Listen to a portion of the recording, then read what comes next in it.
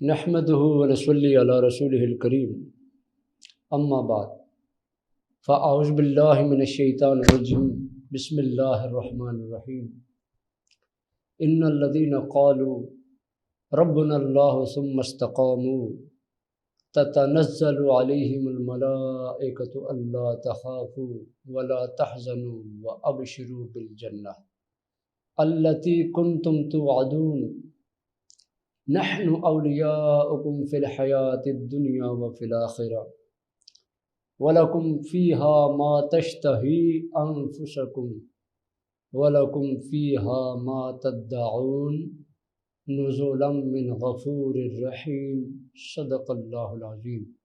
اللهم صل على سيدنا ونبينا وشفينا مولانا محمد وبارك وسلم صلاة وسلاما عليك يا سيدي يا رسول الله وعلى آلك واصحابك یا حبیب اللہ۔ محترم حاضرین و سامعین، آپ کے سامنے 24واں پارہ سورہ حامیم السجدہ سے 3 آیات بینات تلاوت کرنے کا شرف حاصل کیا ہے۔ اللہ تبارک و تعالی اپنے حبیب لبیب نبی پاک صاحب لولاک حضور اکرم نور مجسم رحمت عالم صلی اللہ علیہ وسلم کے صدقے و طفیل حق اور سچ بیان کرنے، حق اور سچ کو ہر مسلمان کو قبول کرنے کی توفیق عطا فرمائے، آمین یا رب العالمین۔ رب کریم نے ان آیات بینات کے اندر اپنے اولیاء کی شان کو بیان کیا، ان کی عظمت کو بیان کیا، ان کی صفات کو بیان کیا، اور ساتھ ساتھ ان کی جو ایک خوبی استقامت کی ہے اس کو بیان فرمایا۔ رب کریم نے فرمایا ان الذین، بے شک وہ لوگ، قالوا جنہوں نے کہا، ربنا اللہ، ہمارا رب اللہ ہے، ثم استقاموا، پھر اس پہ ڈٹ گئے، تتنزل علیہم الملائکہ،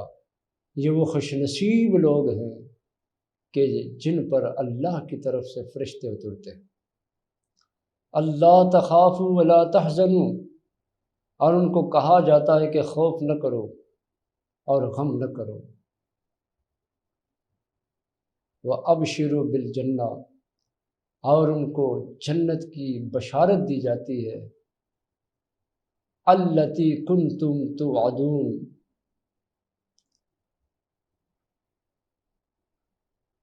تم سے جو وعدہ کیا گیا اس وعدے کو رب کریم پورا فرمائے گا۔ یہ بشارت، یہ خوشخبری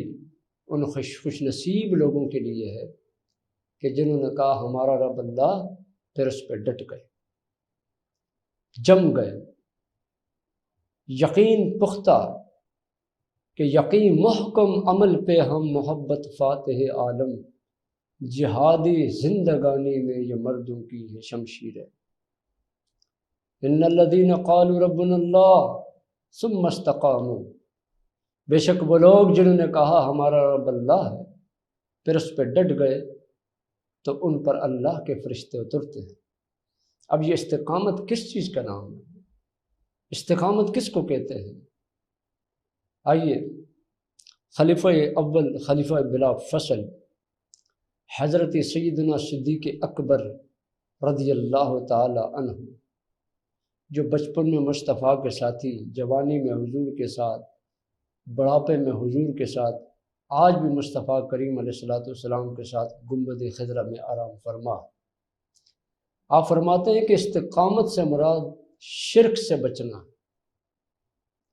استقامت اس چیز کا نام ہے کہ انسان نے کلمہ پڑھا پھر کلمے کو نہ چھوڑے۔ حضرت سیدنا عمر بن خطاب رضی اللہ تعالی عنہ نے فرمایا استقامت اس چیز کا نام ہے انسان امر اور نواہی اس پہ عمل کرے، یعنی جس کا حکم دیا ہے اس کو بجا لائے اور جس سے منع کیا ہے اس سے رک جائے، یہ استقامت۔ حضرت سیدنا عثمان بن عفان رضی اللہ تعالی عنہ جو تیسرے خلیفہ ہیں، فرماتے ہیں کہ استقامت سے مراد یہ ہے کہ انسان جو عمل کرے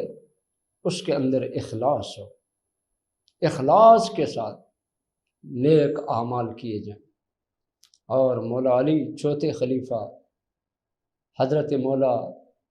علی رضی اللہ تعالی عنہ کرم اللہ وجہ الکریم فرماتے ہیں کہ استقامت سے مراد فرائض کی ادائیگی، فرائض کو نہ چھوڑا جائے۔ تو جو بندہ، پتہ کیا چلا، جو بندہ کلمہ پڑھ لیا پھر شرک کی طرف نہ جائے، اس پہ ڈٹ جائے کلمے پہ، جو بندہ امر اور نہیں اس پہ عمل پیرا ہو، جو بندہ اخلاص کے ساتھ نیک اعمال کرے اور جو فرائض کی ادائیگی خوش اسلوبی کے ساتھ بجا لائے، تو یہی وہ خوش نصیب ہیں کہ تتنزل علیہم الملائکہ، ان پر ملائکہ اترتے ہیں۔ تو میرے دوستوں اور بزرگوں، حضرت سیدنا ابو بکر صدیق رضی اللہ تعالی عنہ نے جو فرمایا کہ استقامت اس چیز کا نام ہے کہ انسان شرک سے بچے، کلمہ پڑھا ہے پھر کلمے کی محبت میں اپنی زندگی بسر کرے۔ بے شمار مثالیں موجود ہیں استقامت۔ صحابہ اکرام کی آپ دیکھیں، ان میں سے میں چند مثالیں آپ کو دیتا ہوں کہ حضرت بلال حبشی رضی اللہ تعالیٰ عنہ، کون نہیں جانتا، مؤذن رسول ہیں اور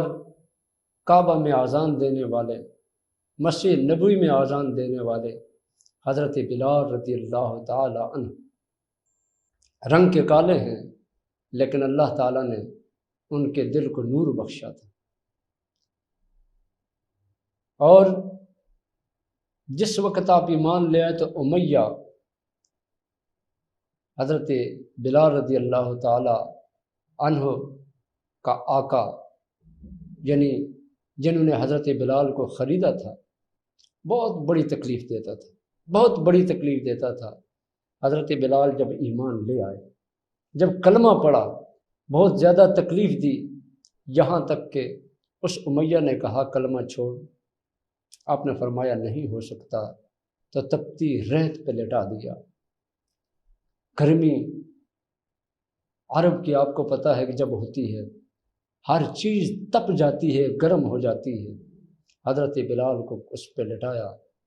اور کہا کہ شاید اب یہ کلمہ چھوڑ دے گا، لیکن حضرت بلال نے پھر بھی احد احد احد کی صدائیں آپ کی زبان سے اور آواز اور یہ کلمہ آپ کی زبان پہ ہے، تو اس نے کہا یہ تو نہیں چھوڑ رہا۔ اس نے کیا کیا؟ پیٹ پہ پتھر رکھ دیے گئے، پھر بھی حضرت بلال نے شرک کی طرف نہ گئے، جو کلمہ پڑھا تھا اس پہ ڈٹ گئے۔ ان الذین قالوا ربنا اللہ ثم استقاموا کے گویا عملی مظاہرہ پیش کر رہے ہیں، نہ چھوڑا۔ پھر کانٹوں پہ لٹایا گیا، حضرت بلال حبشی رضی اللہ تعالی عنہ اسی کلمے پہ ڈٹے ہیں، اللہ تبارک و تعالیٰ کو رب مان رہے ہیں، اور آپ شرک کی طرف پھر نہیں جا رہے۔ پھر ایسا ہوا، اتنی تکلیفیں دینے کے باوجود آپ کی زبان سے ایک ہی لفظ نکلتا ہے، احد احد احد۔ نہ سورج میرا خدا، نہ چاند میرا خدا، نہ بت میرے خدا، میرا اللہ، میرا خالق، میرا مالک وہی ہے جو 14 طبق کو پیدا کرنے والا ہے۔ پھر اس نے اوباش و بدماش لڑکوں کے ہاتھ میں دونوں پاؤں حضرت بلال کے باندھ کر رسیاں ان کے ہاتھ میں دیں اور زمین پہ گھسیٹا گیا کہ شاید اب یہ لوگ دیکھیں گے، حضرت بلال کی بے عزتی ہوگی، وہ شرمندہ ہو جائیں گے اور وہ کلمے کو چھوڑ کر پھر وہ شرک کی طرف آئیں گے، بت کو خدا کہیں گے، اور جو کلمہ پیارے مصطفیٰ کریم صلی اللہ علیہ وسلم کا پڑھا ہے حضرت بلال چھوڑ دیں گے۔ مگر پھر بھی ایسا نہ ہوا، بلکہ حضرت بلال حبشی رضی اللہ تعالی عنہ کی زبان پر یہی ہے، احد احد احد، مجھے پیدا کرنے والا ایک ہے، وہ ایک ہے اور وحدہ لا شریک، اللہ رب العزت کی ذات ہے۔ اتنی زیادہ تکلیف اور اتنی زیادہ آپ کو ستانا، اس کے باوجود آپ نے اس کلمے کو نہ چھوڑا۔ تو میرے دوستوں اور بزرگوں، یہی استقامت ہے۔ اور انہی خوش نصیب اور ایسے ہی خوش نصیب لوگوں کے لیے رب کریم نے فرمایا یہ وہ خوش نصیب ہیں کہ رب کی طرف سے اللہ کے فرشتے ان کے اوپر نازل ہوتے ہیں، اور ان کو کہا جاتا ہے کہ نہ خوف کرو اور نہ غم کھاؤ، تمہیں کوئی خوف نہیں، تمہیں کوئی غم نہیں۔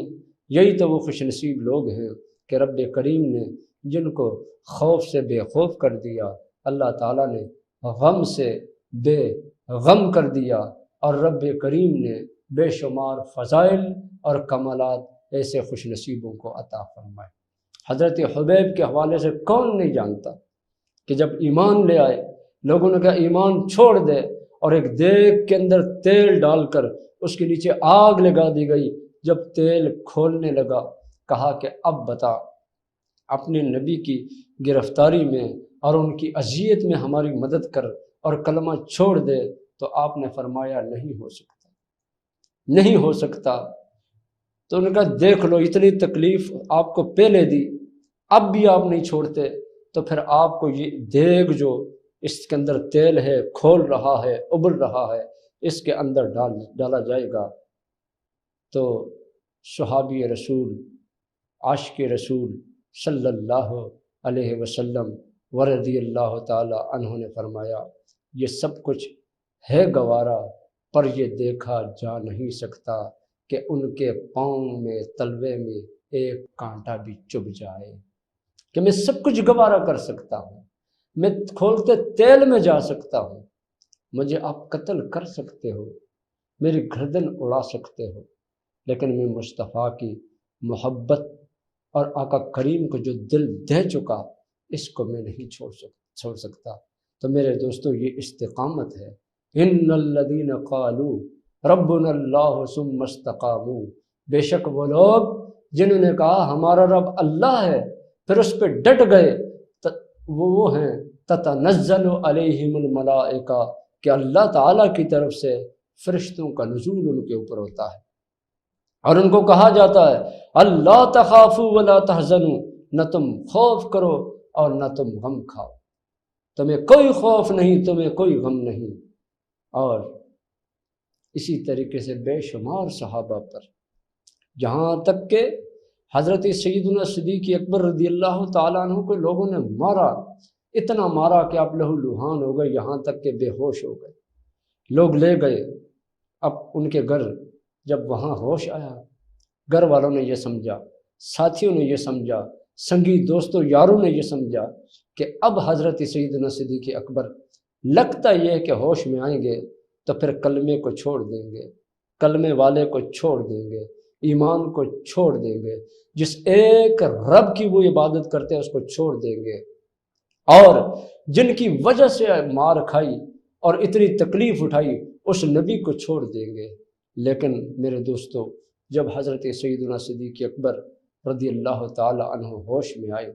تو سب سے پہلا جملہ آپ کے زبان پہ یہ تھا کہ میرے آقا کیسے؟ والدہ نے کہا اتنی مار پڑی، اتنا آپ کو ستایا گیا، ہم تو یہ سمجھے تھے کہ آپ ان کا نام نہیں لیں گے۔ والدہ نے دودھ پیش کیا یا پانی پیش کیا کہ یہ پی لو، کہا اس وقت تک میں نہ پیوں گا جب تک میں اپنی آنکھوں سے پیارے مصطفیٰ کریم صلی اللہ علیہ وسلم کی زیارت نہ کر لوں۔ میرے دوستو، یہ استقامت ہے،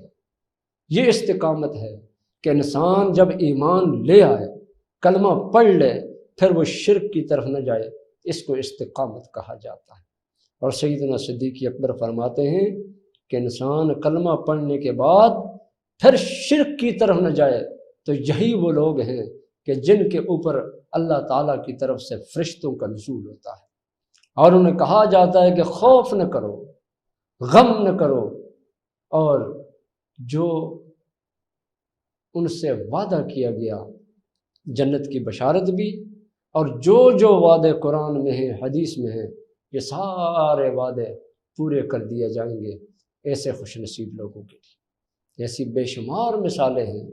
احادیث کے اندر، صحابہ کرام کی سیرت میں، کہ انسان استقامت اختیار کرے، استقامت کا پہاڑ بن جائے، اللہ تبارک و تعالیٰ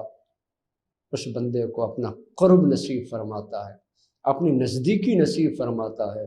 اور ان کی مدد کے لیے اللہ تعالیٰ فرشتوں کو اتارتا ہے۔ پھر آئیے حضرت سیدنا فاروق اعظم رضی اللہ تعالی عنہ نے فرمایا کہ ان الذین قالوا ربنا اللہ ثم استقاموا، کہ بے شک وہ لوگ جنہوں نے کہا ہمارا رب اللہ ہے پھر اس پہ ڈٹ گئے، یہ ڈٹنا کیا ہے، یہ استقامت کیا ہے؟ حضرت فاروق اعظم فرماتے ہیں یہ استقامت یہ ہے کہ امر اور نہی کا عامل بن جائے۔ امر، جس کام کا رب نے حکم دیا ہے، جس کام کے کرنے کا اللہ تعالیٰ نے حکم دیا ہے، مسلمان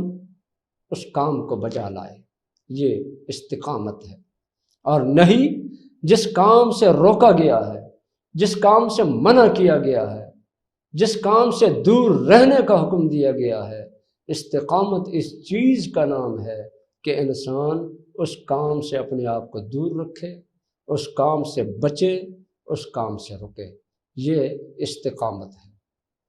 اب سوچے ہر بندہ اپنے دل میں، کیا ہم ایسے ہیں کہ رب نے جس کام کا حکم دیا ہے اس کو بجا لایا جاتا ہے، یا جس کام سے اللہ نے منع کیا ہے اس سے رکا جاتا ہے؟ تو پھر تو ٹھیک ہے، یہ اس آیت کا مصداق ہوگا وہ بندہ کہ جس کے اندر یہ ایک وہ بہترین خوبی اس کے اندر ہے۔ اگر نہیں تو غور کرنا چاہیے اس کو۔ اللہ تعالیٰ نے ہمیں حکم دیا سچ بولو، مسلمان ہے، پھر جھوٹ کی طرف نہ جائے، کیونکہ جھوٹ سے منع کیا گیا، سچ بولنے کا حکم دیا گیا، غیبت سے منع کیا گیا، چغلی سے منع کیا گیا، بخل سے منع کیا گیا، بخیلی سے منع کیا گیا، اس سے انسان رکے۔ امانت میں خیانت، اس سے منع کیا گیا، وعدہ خلافی سے منع کیا گیا، گالم گلوچ سے منع کیا گیا، لڑائی جھگڑے سے منع کیا گیا، چوری ڈاکہ زنی سے منع کیا گیا، بے ادبی سے منع کیا گیا۔ اب انسان کو جب منع کیا گیا ہے تو انسان رک جائے، شیطانی راستے سے منع کیا گیا تو شیطانی راستے سے رک جائے، یہ استقامت ہے۔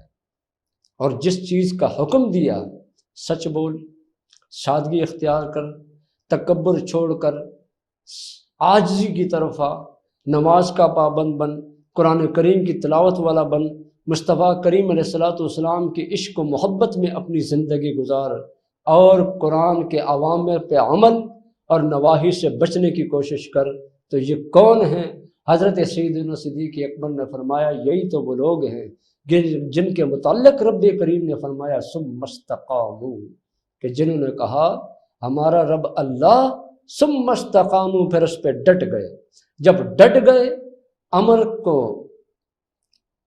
پکڑ لیا، امر اختیار کر لیا، نواہی سے بچ گئے، تو پھر کیا ہوتا ہے؟ ان لا تخافوا ولا تحزنوا، ان کو کوئی خوف نہیں ہوگا اور نہ وہ غمگین ہوں گے، اور ان کو جنت کی بشارت ہے، اور ان کے لیے وہ ہے جو ان سے وعدہ کیا گیا تھا۔ اب آئیے حضرت عثمان غنی رضی اللہ تعالیٰ عنہ نے جو فرمایا کہ استقامت سے مراد اخلاص للہیت ہے، کہ انسان ٹھیک ہے، نماز بھی ہے، روزہ بھی ہے، حج بھی ہے، زکوٰۃ بھی ہے، صبر بھی ہے، اچھا اخلاق بھی ہے، لیکن یہ کس کے لیے ہے؟ وہ نماز نہیں جس نماز میں اخلاص نہ ہو، وہ روزہ نہیں جس میں اخلاص نہ ہو، وہ دین نہیں جس میں اخلاص نہ ہو۔ دین کی بنیادی اخلاص پر ہے، نیت پر ہے۔ تو حضرت عثمان غنی فرماتے ہیں کہ جو رب کریم نے یہ فرمایا کہ ان الذین قالوا ربنا اللہ ثم استقاموا، بے شک وہ لوگ جنہوں نے کہا ہمارا رب اللہ ہے پھر اس پہ ڈٹ گئے، یہ استقامت اس چیز کا نام ہے کہ انسان اپنے اعمال میں اخلاص پیدا کرے۔ انما الاعمال بالنیات، اعمال کا دار و مدار نیتوں پر ہے۔ اگر نماز پڑھی لیکن دل میں نیت یہ ہے کہ دوسرا مجھے دیکھے، تو پھر نماز نہ رہی، پھر وہ بندہ نمازی نہ رہا، کیونکہ اس کے عمل میں اخلاص نہیں۔ کسی کو کچھ دیا، دل میں نیت یہ ہے کہ میں اس لیے دے رہا ہوں تاکہ سامنے والا دیکھنے والا رشتہ دار ہے، میرا دوست ہے، میرا سنگی ہے، میرا ساتھی ہے، میری تعریف کرے تو پھر اخلاص نہ رہا، پھر یہ استقامت نہ رہی۔ اگر دیا ہے، آقا کریم صلی اللہ علیہ وسلم نے ایک موقع پر فرمایا من احب للہ وابغض للہ واعطى للہ ومنع للہ فقد استکمل الایمان او کما قال۔ اخلاص کے حوالے سے سرکار نے فرمایا کہ محبت اللہ کے لیے کرو، من احب للہ جس نے اللہ کے لیے محبت کی، وابغض للہ جس نے اللہ کے لیے کسی سے دشمنی کی، واعطى للہ کسی کو کچھ دیا تو رب کی رضا کے لیے دیا، ومنع للہ کسی کو کسی چیز سے کسی بات سے منع کیا تو اللہ تعالیٰ کی خاطر رب کی رضا کے لیے منع کیا، فقد استکمل الایمان۔ یہ چار اوصاف جس انسان کے اندر ہیں اس نے اپنے دین کو مکمل کیا، اس نے اپنے ایمان کو مکمل کیا کہ محبت اللہ کے لیے، دشمنی اللہ کے لیے، کسی کو کچھ دینا تو وہ اللہ کے لیے، کسی کو کسی بات سے روکنا وہ بھی اللہ تعالیٰ کے لیے۔ تو فرمایا یہ چار اوصاف اگر کسی خوش نصیب انسان کے اندر ہیں وہ ہے کہ جس کا دین مکمل، جس کا ایمان مکمل۔ ہم سوچیں کہ یہ چار اوصاف ہمارے اندر ہیں، یہ چار خوبیاں ہمارے اندر ہیں۔ آج تو محبت اس سے ہوتی ہے جس سے کچھ تھوڑا بہت لالچ ہو، دشمنی ہوتی ہے تو دنیا کی خاطر، دوستی ہو رہی ہے تو دین کی خاطر، محبت ہو رہی ہے تو دنیا کی خاطر۔ اگر دنیا کی خاطر محبت ہے، دنیا ہی کی خاطر دشمنی ہے، دنیاوی خاطر کسی کو دینا ہے اور دنیاوی اور اپنی ذات کی خاطر کسی کو منع کرنا ہے تو پھر یہ اخلاص نہیں ہے، یہ استقامت نہیں ہے، اس کو انسان کو استقامت والا انسان نہیں کہا جائے گا۔ تو حضرت سیدنا عثمان غنی ذوالنورین رضی اللہ تعالیٰ عنہ فرماتے ہیں استقامت یہ ہے کہ انسان اپنے اعمال میں اخلاص پیدا کرے، بس اخلاص کے ساتھ اپنے اعمال اور اخلاص کے ساتھ اپنی زندگی گزارے۔ اور جو بندہ، جو خوش نصیب اپنے اعمال میں اخلاص رکھے گا، اخلاص رکھے گا، اللہ تبارک و تعالیٰ اس کو نوازے گا، اس کو نوازے گا۔ اور یہ نہیں کہ ایک آدمی اخلاص کرے تو وہ دنیا سے چلا گیا، اس کو دنیا نہیں ملی۔ جتنا آپ اخلاص پیدا کریں اعمال کے اندر، اللہ تعالیٰ آپ کو دنیا سے بھی نوازے گا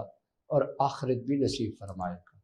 دنیا کی بلائی، آخرت کی بلائی، دنیا کی نیکی، آخرت کی نیکی، دنیا کی اچھائی، آخرت کی اچھائی، اور دنیا کا فائدہ، آخرت کا فائدہ اس بندے کو اللہ تعالیٰ نصیب فرماتا ہے جو اپنے اعمال میں اخلاص پیدا کرتا ہے۔ اخلاص ہونا چاہیے۔ تو حضرت سیدنا عثمان غنی نے فرمایا استقامت اس چیز کا نام ہے کہ جو عمل انسان کرے وہ اخلاص کے ساتھ کرے۔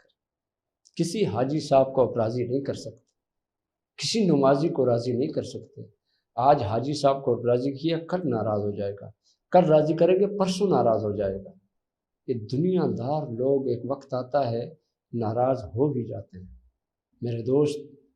تو اپنے رب کو راضی کر، رب راضی تو جگ راضی۔ اللہ راضی ہوگا تو دنیا تم سے راضی ہو جائے گی، دنیا والے تم سے راضی ہو جائیں گے۔ لیکن اللہ کی ناراضگی ہے تو دنیا والے راضی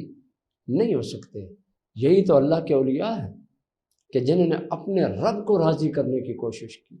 رب کی رضا میں زندگی گزاری۔ آج صدیاں گزر گئی، جناب محبوب سبحانی، قندیل عرفانی، شہباز لامکانی، پیر پیرا میری میرا، شاہ عبد القادر جیلانی، پھر شاہ رکن عالم بہاؤالدین زکریا ملتانی، پھر حضرت داتا علی حجویری، پھر عبداللہ شاہ قاضی اور دیگر، حضرت حسن بصری، حضرت داؤد طائی، حضرت حبیب اجمی، حضرت جنید بغدادی۔ یہ اولیاء کون ہیں؟ یہ وہی عظیم ہستیاں ہیں جو استقامت کے پہاڑ تھے، جنہوں نے اپنے رب کو راضی کیا، جنہوں نے اپنے اعمال میں اخلاص رکھا، جس کی وجہ سے آج دنیا ان کے نام لے رہی ہے۔ کیونکہ رب کا وعدہ ہے، جو اللہ کا ہے، اللہ تعالیٰ دنیا والوں کے دلوں کے اندر ان لوگوں کی محبت ڈال دیتا ہے جو اللہ سے محبت رکھنے والا ہے۔ تو استقامت حضرت عثمان غنی نے فرمایا اخلاص، اور حضرت مولا علی رضی اللہ عنہ نے فرمایا کہ اخلاص اپنا استقامت اس چیز کا نام ہے کہ انسان فرائض ادا کرے، فرض ہے نماز اس کو ادا کرے۔ اگر اتنا دولت ہے اس کے پاس، سال گزر جاتا ہے، ہولان ہول ہو گیا، اگر نصاب کے مطابق دولت ہے، اب زکوٰۃ دینا فرض ہے، اتنی دولت ہے، گھر کا خرچہ بھی چل سکتا ہے اور مکہ مکرمہ مدینہ منورہ سے واپس حج کر کے آ سکتا ہے، تو پھر یہ حج اس پہ فرض ہے، اس کو ادا کرے۔ جتنے فرائض ہیں ان کو بجا لائے تو مولا علی فرماتے ہیں وہ بندہ استقامت والا بندہ ہے۔ تو چاروں خلفاء کی باتیں میں نے آپ کو بتائیں کہ جو بندہ، اس خلاصہ پوری گفتگو کا یہ ہے کہ قالوا ربنا اللہ ثم استقاموا، بے شک وہ جنہوں نے کہا ہمارا رب اللہ، پھر اس پہ ڈٹ گئے، یعنی شرک نہ کیا، جو رب نے حکم دیا اس کو بجا لایا، جس سے منع کیا اس سے رک گئے، اپنے اعمال میں اخلاص پیدا کیا، اور جتنے فرائض اللہ کی طرف سے ان کو ادا کیا، تو یہ وہ ہیں کہ اللہ تبارک و تعالیٰ کی طرف سے تتنزل علیہم الملائکہ، اللہ کی طرف سے فرشتوں کا نزول ان پر ہوتا ہے۔ اللہ تخاف، ان کو خوف نہیں ہوتا پھر کہ میرے لیے کیا ہوگا قبر میں، میرے ساتھ کیا ہوگا حشر میں، میرے ساتھ کیا ہوگا پولیس رات میں، کیونکہ رب کے فرشتوں کی مدد ان کے ساتھ ہوتی ہے، رب ان سے راضی ہوتا ہے، ان کو آگے کا کوئی خوف نہیں ہوتا کہ آگے میرے ساتھ کیا ہوگا۔ اللہ تعالیٰ اس خوف کو ان کے دلوں سے نکال دیتا ہے اور آگے ان کو کامیابی عطا فرمائے گا۔ اور ولا تحزنوا، ان کو کوئی غم بھی نہیں کہ میں دنیا سے جاؤں گا، میرا گھر رہ جائے گا، میں دنیا سے جاؤں گا، میرا پیسہ رہ جائے گا، میں دنیا سے جاؤں گا، میرا بینک بیلنس رہ جائے گا، میں دنیا سے جاؤں گا، میرے بچے مجھ سے رہ جائیں گے، میں دنیا سے جاؤں گا، یہ زینت، یہ خوشیاں مجھ سے رہ جائیں گی، اس کا ان کو کوئی غم نہیں ہوتا۔ اللہ تعالیٰ ان کو ایسے غم سے بے غم کر دیتا ہے، اور اللہ تعالیٰ وہاں اتنی خوشیاں ان کو عطا فرمائے گا، پھر ان کو اتنی خوشیاں ملیں گی کہ وَأَبْشِرُوا بِالْجَنَّةِ، سب سے بڑی خوشخبری ان کو جنت کی۔ پھر الَّتِي كُنْتُمْ تُوعَدُونَ، اگر تم سے جو وعدہ کیا ہے اللہ تبارک و تعالیٰ اس وعدے کو پورا فرمائے گا۔ تو میرے دوستوں، میں نے 3 آیتیں پڑھی، لیکن اس ایک ہی آیت پہ ہمارا وقت ختم ہو گیا، ہمیں اسی پر غور کرنا ہے۔ پھر آیت کا ترجمہ، ان الذین قالوا، بے شک وہ لوگ جنہوں نے کہا ربنا اللہ، ہمارا رب اللہ ہے، ثم استقاموا، پھر اس بات پر ڈٹ گئے، تتنزل علیہم الملائکہ، ان پر اللہ تعالیٰ کی طرف سے فرشتوں کا نزول ہوتا ہے، ان لا تخافوا ولا تحزنوا، اور ان کو یہ کہا جائے گا اور کہ تمہیں اب کوئی خوف نہیں اور کوئی غم تمہیں نہیں ہوگا۔ اور پھر وہ ابشروا بالجنہ، ان کو جنت کی بشارت ہے، التی کنتم توعدون، جس چیز کا تم سے وعدہ کیا گیا وہ وعدہ اللہ تبارک و تعالیٰ پورا فرمائے گا۔ اللہ تعالیٰ مجھے اور آپ کو اولیاء کی صحبت اور اولیاء کی اوصاف کو، خوبیوں کو اپنانے کی توفیق عطا فرمائے، نیکوں کی سنگت، نیکوں کی یاری نصیب فرمائے۔ اور اولیاء کی صحبت بڑی چیز ہے، خدا دے یہ دولت بڑی چیز ہے، اللہ والوں کی صحبت نسبت بڑی چیز ہے، خدا دے یہ دولت بڑی چیز ہے۔ آمین آمین یا رب العالمین۔ نحمدہ و نصلی